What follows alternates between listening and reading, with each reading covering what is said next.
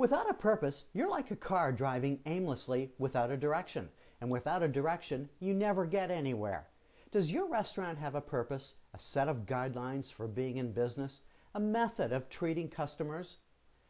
Do you have a set of guidelines on how you want everyone to work by? You know, without a purpose, or as I call it, a pledge to our guests, you're just one more restaurant that serves food. And as my friend Bill Marvin, the restaurant doctor, says, the world sure doesn't need one more place to eat. So I ask you this, does your restaurant have a guest promise? And if so, what is it?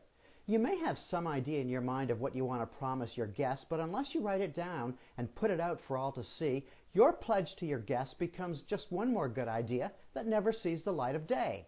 By making your promise public, it raises your guests' expectations and sets you apart from your more timid competitors who don't have a purpose in how they treat their guests and are afraid to promise anything.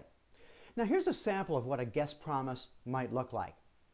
I promise to deliver the following to my valued restaurant guests: a sparkling clean restaurant inside and out, great tasting, freshly prepared food that represents an excellent value, a great staff, friendly, familiar with our products, and passionate to provide you with a great dining experience, a wonderful greeting, a friendly smile, and a gracious thank you for dining at my restaurant.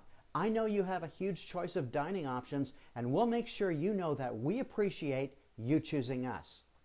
And we promise you that we support worthy events in the community that we all share, from schools to churches to businesses to our residential neighbors. If we can help, we will. And we promise you a few surprises as a way to say thank you and to make you say wow.